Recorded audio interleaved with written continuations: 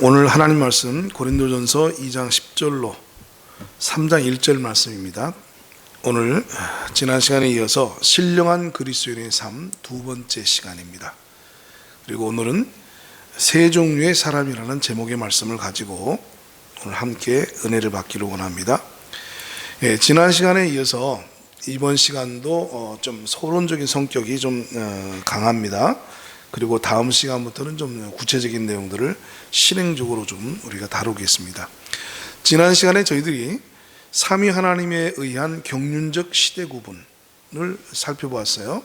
하나님께서 우리 인간을 지으시고 그리고 인간을 향한 당신의 계획을 수행해가는 그 과정에 삼위 하나님께서 협력하셔서 각각의 역할을 분담하시고 각각의 역할을 수행하셨다는 사실을 우리가 지난 시간에 살펴봤습니다. 성부 시대와 성자 시대와 성령 시대, 이렇게 각각의 경륜적인 세 시대가 엄연하게 존재한다는 사실을 알았습니다. 자, 그런데 이 성부 시대와 성자 시대와 성령 시대는 하나님과 사람이 관계하는 방식이 각기 시대마다 달라요. 그래서 이 시대를 구분하는 게 중요하다고 그러는 거예요. 성부 시대나 성자 시대나 성령 시대나 하나님이 우리에게 역사하시는 방식이나 우리가 하나님을 섬기고 하나님과 관계하는 방식이 동일하다면 굳이 성부 시대, 성자 시대, 성령 시대, 이 시대 구분이 무슨 의미가 있겠어요? 그렇죠? 아무런 의미가 없어요. 그런데 이 성부 시대, 성자 시대, 성령 시대를 구분해야 되는 이유가 뭐냐? 그리고 구분하신 이유가 뭐냐? 그것은 각 시대별로 하나님이 사람을 다루시는 방식과 그리고 사람과 하나님이 관계하는 방식이 다르단 말이에요. 달라요. 그래서 시대마다 하나님과의 관계가 다르기 때문에 성부 시대는 성부 하나님과 사람이 직접 관계하는 것이고, 성자 시대는 성자 예수님과 우리와의 관계가 중요해요. 그래서 예수님을 통해서 하나님이 우리와 관계를 맺으셔요. 그러면 성령 시대는 누구를 통해서 우리와 관계를 맺으시겠어요? 성령 하나님을 통해서 우리와 관계를 맺으신단 말입니다. 근데 관계를 맺는 방식이 같아요, 틀려요? 틀려요. 구약의 하나님과의 관계 속에서는 구약 시대의 그 성도들은 하나님과 어떻게 관계를 맺었습니까? 율법을 통해서 관계를 맺었습니다. 그래서 율법을 행하고 지킴으로 하나님의 말씀에 순종하는 그 관계를 맺었어요. 그러나 성자 예수님의 시대는 어떻습니까? 그 방식하고 같아요, 틀려요? 아니에요. 이제는 율법은 끝났고 은혜와 진리의 시대가 왔어요. 그렇죠? 예. 그래서 은혜와 진리 시대가 왔기 때문에 이때는 은혜의 시대, 예수 그리스도로 말미암는 은혜와 진리 시대에는 어떻게 돼요? 믿음으로 관계를 맺는 거예요. 그 예수님을 믿는 행위, 그리고 예수님을 따르는 것, 이것이 예수님 성자 시대에 하나님을 섬기는 방식이요, 하나님의 방법이에요. 자, 그렇다면 성령 시대는 어때요? 성령이 이제 어디에 오셨어요? 내 안에 오셨어요. 그래서 성령은 내 안에서 우리를 이끌어 가셔요. 인도하신단 말이에요. 그래서 성령과는 우리가 이제 어떤 관계를 맺어야 돼요? 우리 안에 계신 성령을 쫓아서 살아가는 삶. 그러니까 각 시대가 하나님과 관계하는 방식이 같아요, 틀려요? 틀려요. 이것이 정리가 안 되지면, 이게 정리가 안 되지면 참 곤란한 문제가 생겨요. 어떤 곤란한 문제가 생기냐 보세요. 자, 성부 시대가 끝나고 성자 시대가 왔어요. 지금 시대가 다르면 하나님을 섬기는 방식이 달라진다고 지금 제가 방금 말씀드렸잖아요. 그렇죠? 그리고 관계하는 방식이 달라지게 돼 있어요. 자, 그런데 성부 시대가 끝나고 성자 시대가 왔는데 유대인들은 이 성자 시대를 인정해요, 안 해요? 안 해요. 예수님을 하나님의 아들로 인정을 안 해요. 삼위 하나님 가운데에 한 분으로서 인정을 안 해요. 그러니까 성자 시대가 왔는데도 유대인들은 여전히 성부 시대의 방식으로 하나님과 관계를 맺고 있어요. 그러니까 성자 시대가 왔는데도 불구하고 여전히 성부 시대를 살고 있는 것처럼 성자 시대도 살고 있으니까 그들은 하나님과 바른 관계를 맺어요? 아니면 잘못된 관계를 맺어요? 그렇죠. 잘못된 관계를 맺게 된 거예요. 그래서 이게 문제가 되지는 거예요. 그래서 성부 시대, 성자 시대, 성령 시대는 연속성이 있어요. 물론 가장 중요한 것은 연속성이 있습니다. 그건 구원이라고 하는 테마, 생명이라고 하는 테마의 연속성을 가지고 있어요. 근데 그 구원과 그 생명이 다른 형태로 나타나고 있는 거예요. 하나님은 구원을 약속하셨고 생명을 약속하셨고, 그리고 그 생명이 하늘에서부터 이제 우리에게 나타나셨어요. 그러니까 생명이 이제는 기다리는 것이 아니라 나타난 생명을 영접해야 돼요. 그 생명을 우리가 믿어야 돼요. 예수님을 믿음으로 이 생명을 얻게 되지고, 예수님을 믿음으로 우리가 구원에 이르게 되어지는 거예요. 근데 나는 하나님께서 우리에게 구원을 약속해 주셨으니까 우리는 여전히 하나님을 믿어, 이렇게 말하면 이제 시대가 바뀌어져서 하나님이 생명을 주시기 위해서 직접 생명이 이 땅에 나타났는데 예수님을 안 믿어요. 그냥 하나님만 믿어요. 그럼 이 사람도 구원 받아요, 못 받아요? 못 받아요. 그래서 사도 바울이 로마서 10장에서 뭐라고 말했어요? 자기 동족 이스라엘을 생각하면 너무나 가슴이 아프다는 거예요. 그래서 자신이 날마다 이 이스라엘이 자기처럼 어리석게 살지 않고 깨달아서 이제 속히 하나님 앞에 돌아오기를 원하는데, 그때 뭐라고 말하냐면, 내 백성 이스라엘 민족이 하나님께 대한 열심은 있지만 저들이 지식을 쫓은 것은 아니다 라고 말했어요. 그래서 성자 시대가 온 이 놀라운 시대에 지식이 없으니까 오히려 어떻게 되겠어요? 하나님을 섬긴다고 하면서 자기 의로 사는 삶이 벌어졌고, 자기의 의로 거꾸로 하나님을 반역하고 배반하고 하나님의 뜻을 쫓지 못하는 이런 일이 벌어졌다고 그래요. 그래서 사도 바울이 뭐라고 얘기합니까? 성자 시대, 성부 시대를 살아가고 있는 유대인들을 향해서 저들은 구원 받았다고 그래요? 못 받았다고 그래요? 못 받았다고 그랬어요. 그래서 이방인들에게 복음이 증거져서 구원받는 그것을 보고 우리 민족 이스라엘 유대인들이 시기가 나서 하나님 앞으로 돌아와서 참 구원을 받았으면 좋겠다, 이렇게 사도 바울이 말을 했습니다. 그러니까 시대가 달라졌는데 달라진 시대를 이해하지 못하고 정리하지 못하고 깨닫지 못하면 이렇게 엉뚱하게 살아가는 거예요. 자, 그러면 성자 시대를 살아가는 이 예수님의 제자들이 오순절날 너희들이 성령을 기다려라, 예루살렘을 떠나지 말고 내가 약속한 성령을 너희들이 곧 받게 될 거니까 성령을 기다려라 라고 말씀하시면서 성령이 임하기 전까지는 무엇도 하지 말라고 그러셨어요. 그렇죠? 네. 예수님이 마태복음 28장에서 지상명령을 내립니다. 그런데 그런 지상명령을 내리신 예수님께서 뭐라고 제자들에게 당부하냐면, 그러나 내가 너희들에게 이 지상명령을 내렸지만 너희들은 머물러야 된다. 너희들은 기다려야 된다. 무엇이 올 때까지? 성령이 올 때까지. 내가 너희에게 약속한 그 성령이 올 때까지 너희들은 이런 위대한 지상사명을 맡았지만, 그러나 성령이 올 때까지 기다려라. 그래서 성령으로 말미암아 너희들이 세례를 받게 되어지면 그제서야 너희들이 예루살렘과 온 유대와 사마리아와 땅끝까지 이르러 내 증인이 될 것이다. 그러니까 지상명령을 내리신 예수님이 기다리라고 말해요. 왜? 이 귀한 지상명령을 무엇으로 감당해야 된다는 거예요? 성령과 함께 성령으로 감당해야 된다는 거예요. 그래서 성령이 올 때까지 기다리라고 얘기한 거예요. 그러니까 제자들은 어떻게 했어요? 예수님의 말씀에 따라서 마가의 다락방에 모여서 저들이 기도하면서 성령이 오실 것을 기다리고 있다가 오순절날 비로소 성령이 강림하시고 난 이후에 그 사명을 감당을 해요. 그런데 사도행전에 가서 보시면, 제가 이제 시간이 없으니까 이걸 읽지는 못합니다만 여러분들이 집에 가서 한번 살펴보세요. 성령이 말씀하신다. 성령의 인도를 따라서 전부 이제 이야기의 주체가 무엇으로 바뀌냐면 성령으로 바뀝니다. 구약에서는 성부 하나님 여호와께서 이르시되, 여호와께서 말씀하시되 이렇게 얘기하던 것이, 성자 예수님의 시대는 주님이 말씀하시기를 예수님께서 제자들에게 이르시기를 이렇게 말을 해요. 그러던 것이 사도행전 오순절 이후에 이제는 성령이 이르시되, 성령이 이끄시되, 성령이 말씀하시되, 이렇게 말씀하시고 이끄시는 주체가 달라졌어요.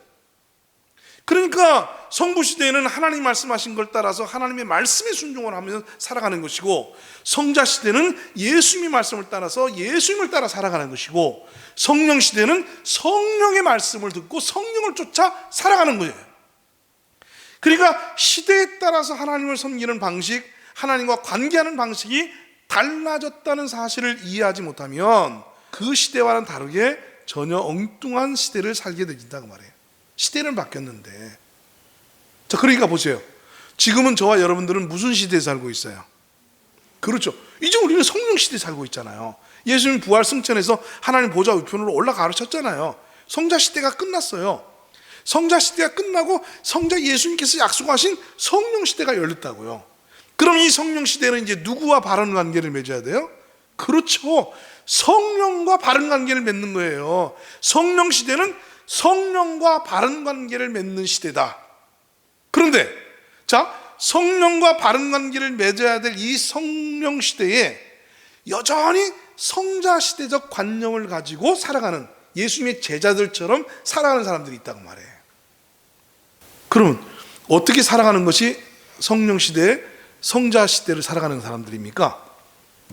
예수님 말씀하신 산상모훈, 오른뺨을 치거든 왼뺨을 돌려대라, 속옷을 달라는 자에게 겉옷까지 벗어주고, 오리를 가고자 하는 자에게 신리를 동행해주고, 뭐 이런 그 산상보훈의 기가 막힌 말씀, 그 다음에 천국에 관한 귀한 말씀, 이런 말씀들을 가슴에 새기고 이런 말씀대로 살려고 예수님이 살아계실 때처럼 애를 쓰는 것, 예수님의 말씀을 상기하고 예수님의 말씀을 가슴에 새기고 그 예수님을 본받고 예수님처럼 살려고 애를 쓰는 것이 성자시대의 삶이다 그 말이에요. 그럼 성령시대는 어때요? 그렇게 사는 시대가 아니란 말이에요. 이거를 구분을 못하는 거예요. 시대 구분을 한다는 것은 이걸 구분하기 위해서 시대 구분을 하는 건데, 시대 구분을 제대로 못 해놓으니까 성령시대와 성자시대가 뒤죽박죽 섞여 있단 말이에요. 뒤죽박죽 섞여 있어요. 성령시대에 살아가는데도 예수님 말씀하시기를 이렇게 하라고 하셨으니까 그렇게 행해야 된다 이러고 앉아있다고 말이죠.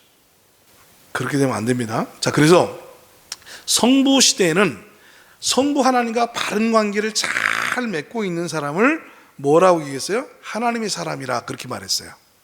그리고 성자 시대에는 그 성자 예수님과 바른 관계를 맺고 있는 사람을 뭐라고 표현했어요? 예수님의 제자라는 표현을 썼어요. 자, 그런데 성령 시대를 사는데 성령과 바른 관계를 맺고 있는 사람에 대해서는 성령 시대는 뭐라고 표현했어요? 신령한 사람이라고 표현을 했어요. 아시겠죠? 이렇게 다르다니까요. 이렇게 다른 거예요. 이거를 정말 잘 이해하고 지나가시길 바라요. 이 사실을 제대로 깨닫고 지나가시길 바라요. 너무나 중요한 거예요. 성부 시대는 성부 하나님과 바른 관계를 맺고 있는 사람을 하나님의 사람이라고 그랬어요.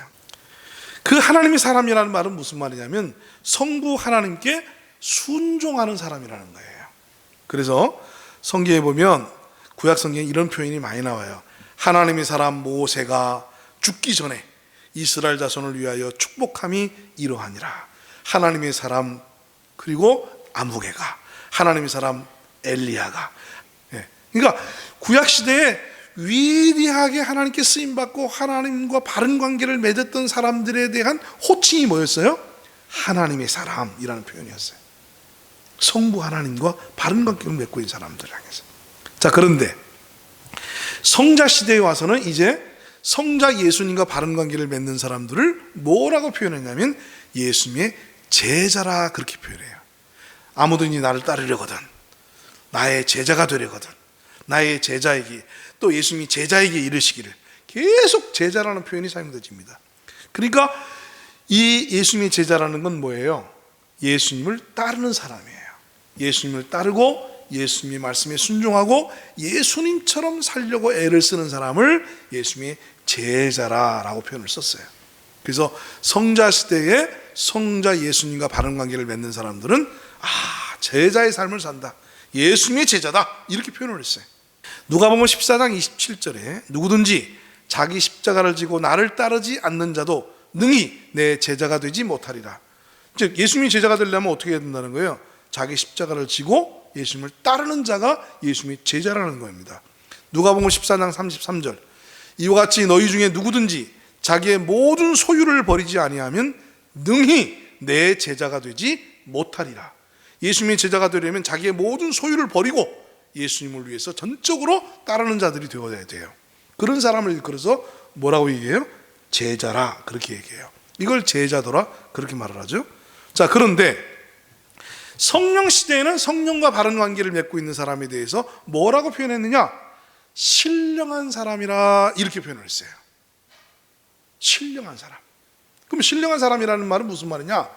성령의 인도를 받는 사람을 일컬어서 신령한 사람이라, 그렇게 말을 해요. 자, 각 시대마다 각 시대의 삼위 하나님과 관계를 맺는 사람들에 대한 호칭이 다르다는 사실을 아시겠죠? 네. 그럼 오늘 이 시대는 우리가 하나님의 사람 모세와 같이 또한 예수님의 제자들처럼 살아야 되지만, 무엇보다도 하나님의 사람이요 예수님의 제자일 뿐만 아니라 어떤 사람으로 살아야 되는 거예요? 신령한 사람으로 살아야 되는 거예요. 그러니까 지금 이 시대는 무슨 삶을 살아야 돼요? 신령한 사람이 되는 삶을 살아야 되는 거예요. 그래서 지금 이 시대는 우리가 하나님으로부터 오, 너 신령한 사람아 라는 호칭을 들어야 돼요. 아, 너는 신령한 사람이다, 신령한 사람.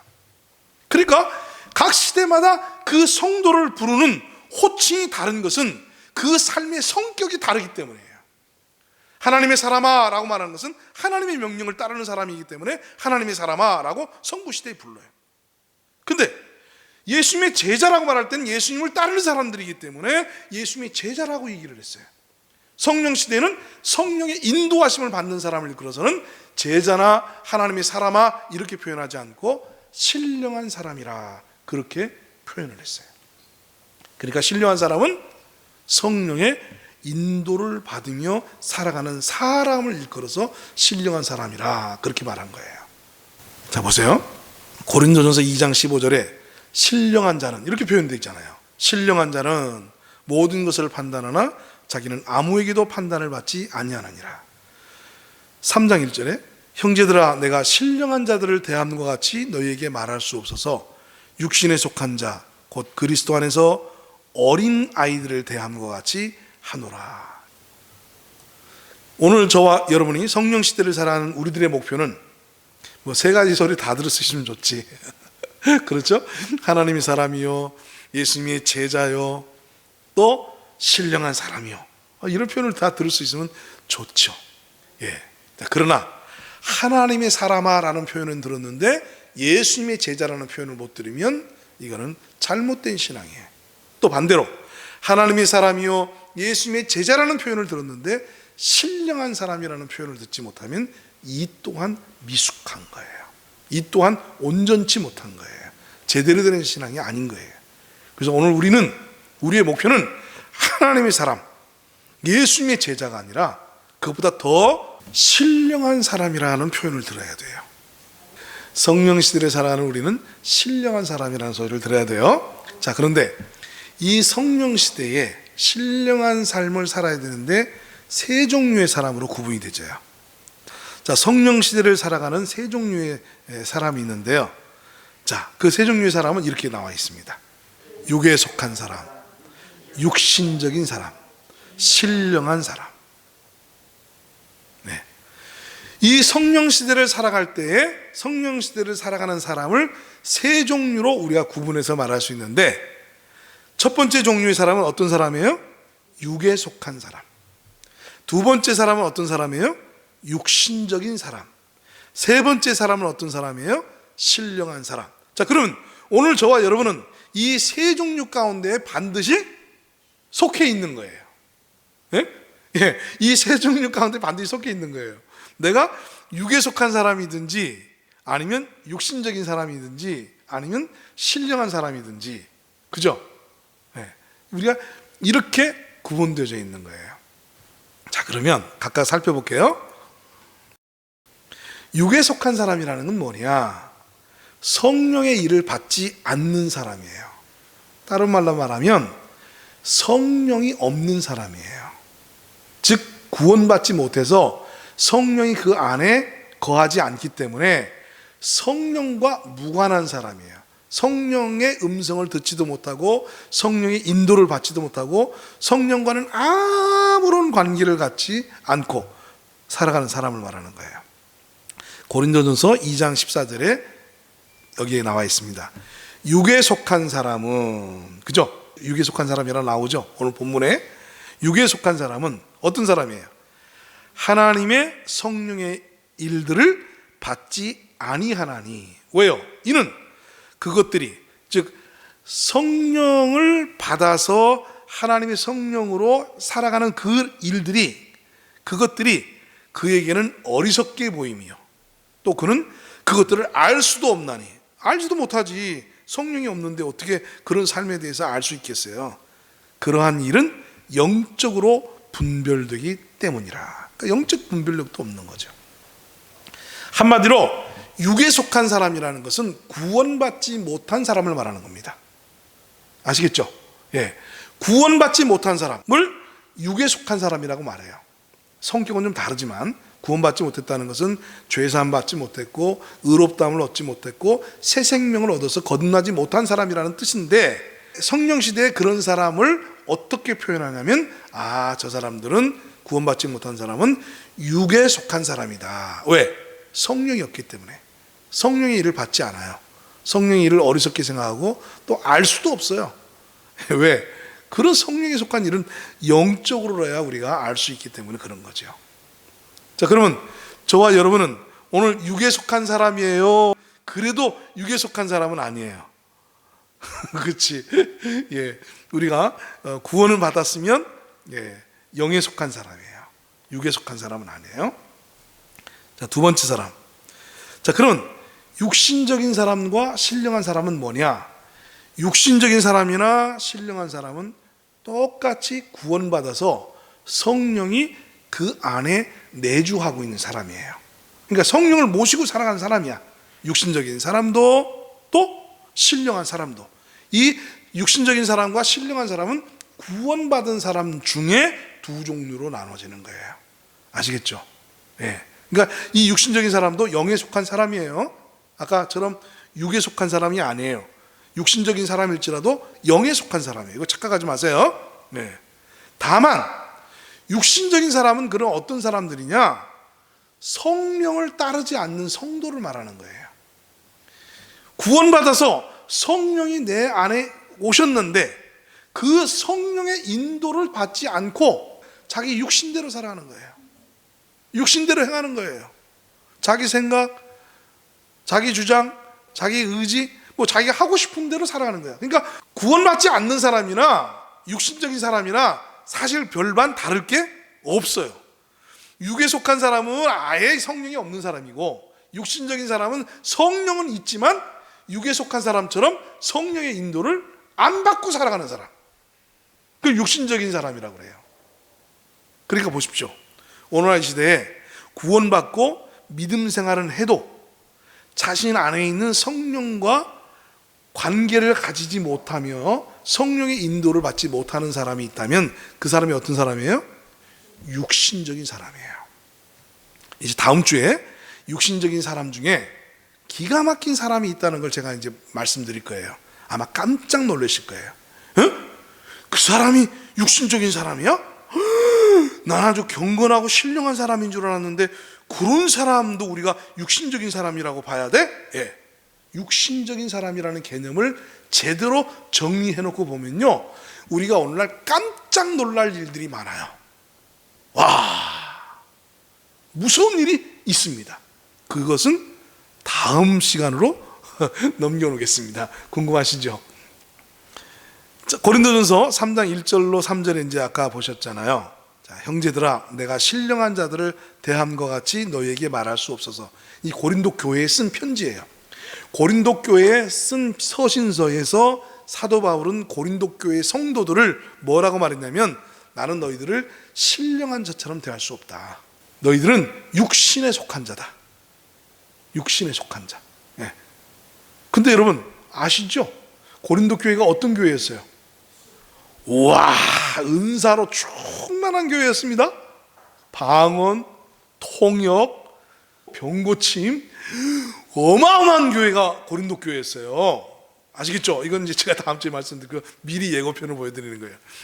이런 어마무시한 활동력과 그리고 놀라운 일들을 행하는 그러한 영적인 체험이 있고 영적인 은사가 나타나고 영적인 능력이 나타나는 그런 고린도 교회였는데, 사도 바울은 그런 고린도 교회를 향해서 뭐라고 말해요? 나는 너희를 신령한 사람처럼 대할 수가 없다.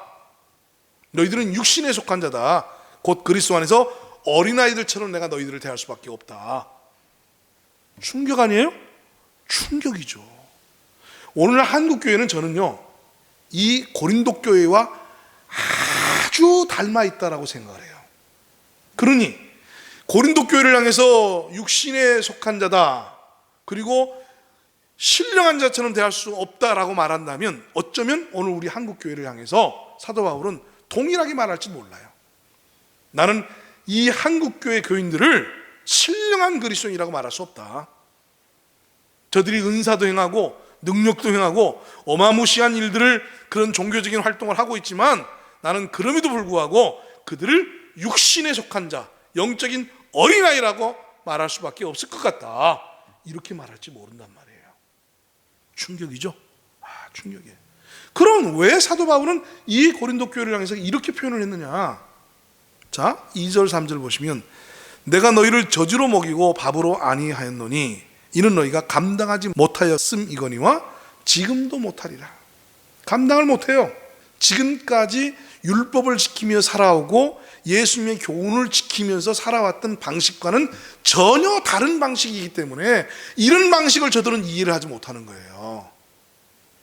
그러니까 삶의 스타일, 삶의 방식이 달라졌는데 성령으로 사는 게 어떤 건지를 몰라. 그러니까 여전히 삶의 방식이 율법을 지키던 방식, 그 다음에 예수님 말씀하신 교훈을 지키던 방식에 따라서 살아가고 있어. 그러니까 교훈을 주고 이걸 해라 하지 말라라고 말을 해줘야 알아들어. 어린애들이 그렇잖아요. 어린애들은 너 이거 하지 마, 너 이거 해, 이렇게 콕콕 꼬집어서 말을 해줘야 알아들어요. 술 먹으면 안 돼, 담배 피지 마, 이렇게 목사님이 가르쳐줘야 네 해요. 자의적으로 그것을 판단할 능력이 없어. 그런데 성령 시대는 누가 가르쳐줘서가 아니라 성령이 우리 안에서 그것들을 다 판단할 수 있게 하시고, 우리가 뭘 피해야 되고 뭘 행해야 될지 자의적으로 성령 안에서 알아갈 수 있도록 우리를 키우신단 말이에요. 생활 습성이 달라졌어요. 생활 방식이 달라졌어요. 예수를 믿는 믿음의 양식이 달라졌다고 말이에요. 근데 몰라. 고린도 교회 성도들은 가르쳐줘야 알아. 그건 죄야, 그건 육신이야, 그렇게 하면 안 돼, 이런 율법적인 생활 습성, 어떤 교훈을 주고 교훈을 지키려고 애를 쓰는 예수님의 시대에 살아가던 방식, 제자들이 살아가던 방식, 그 방식에 머물러 있어요. 그리고 새로운 방식에 지금 저들이 적극적으로 임하지 못해요. 그러니까 결과적으로 어떻게 됩니까? 3절에 너희는 아직도 육신에 속한 자로다. 너희 가운데 시기와 분쟁이 있으니 어찌 육신에 속하여 사람들을 따라 행함이 아니리요. 그러니까 시기하고 분쟁하는 일이 왜 일어나는 거예요? 자기가 그것을 스스로 컨트롤 못해서가 아니라 성령의 인도를 따라가는 삶의 방식이 익숙해 있지 않고 그런 삶의 방식으로 살아가지 못하기 때문에 여기에 시기도 나타나고 분쟁도 나타나고 이렇게 되는 거예요. 근데 신령한 사람은 시기하고 분쟁할 수 있어요, 없어요? 못해요. 하려고 해도 못해. 왜 그런 줄 아십니까? 딱 기도하려고 들면, 야 이놈아, 너 지금 네 마음속에 지금 누구 미워하고 있잖아, 누구 시기하고 있잖아, 누구 질투하고 있잖아. 성령께서 대번에 기도하는 나에게 깨닫게 해주셔요. 알게 해주셔요. 그리고 그것을 내가 해결할 때까지 지속적으로 끊임없이 반복적으로 우리 안에서 말씀하시기 때문에 내가 괴로워 견딜 수가 없어요. 알았어요. 항복을 해야 돼. 시기하지 말아라, 그 말씀을 따라서 시기하지 않으려고 애를 쓰는 것이 아니라, 네 오늘부터 시기 안 하겠어요, 이런 교훈에 따라서 내가 의지를 갖는 것이 아니라 성령이 내 안에서 인격적으로 나를 다루신단 말이에요. 나를 이끄신단 말이에요. 그러다 보니까 어떻게 돼요? 과거에 육신적으로 반응했던 것들이 점점 어떻게 되죠? 줄어들게 돼 있어요. 그래서 로마서 8장에 보면 바로 이 성령을 쫓아 사는 삶이 육신과 싸우는 삶이라는 것, 육신의 방식과 성령으로 사는 방식이 싸우는 삶이라는 것을 로마서 8장에서 명확하게 보여주고 있어요. 그런데 육신의 삶과 영의 삶이 쪼개지지 않은 사람들은 어디에 빠져요? 로마서 7장의 함정에 빠져서 율법을 지키려고 노력하다가 오라 나는 곤고한 사람이로다, 그러고 나자빠져요. 성경이 얼마나 기가 막힌 책인지 모릅니다. 여러분들이 이 사실을 정말 깨닫고 정말 이 사실이 밝아지기를 주님의 이름으로 축원합니다. 그리스도인의 삶은 전혀 다른 거예요. 종교적인 삶이 아닙니다. 일반 종교? 쫓아오지를 못해요. 이걸 어떻게 저들이 이해하고 어떻게 저들이 그것을 깨닫고 감당할 수 있겠습니까? 신령한 사람, 바로 세 번째 사람이죠. 이 사람은 뭐예요? 성령을 따르는 사람이에요. 고린도전서 2장 13절에 우리가 이것을 말하거니와 사람의 지혜가 가르친 말로 아니하고, 그렇잖아요. 공자왈, 맹자왈, 그리고 사람답게 사는 것은 뭐 이런 도덕 교훈, 교양 강좌, 뭐 이런 것을 따라서 우리가 살아가는 게, 그러니까 하나님의 말씀을 교양 강좌로 만들면 안 된단 말이에요.